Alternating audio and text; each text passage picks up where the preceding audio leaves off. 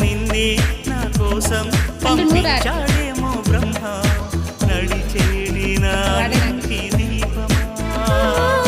నీతో సావాసం పండించింది నా జన్మ నూరేళ్ళ నాలో సన్నుకుంకుమ పచ్చని శ్వాసల యౌవన గీతికి పల్లవి నువ్వంట పచ్చని ఆశల పువ్వుల తీగకి పందిరి నీ జంట మనవిగి కౌగిలి తన కోవెలని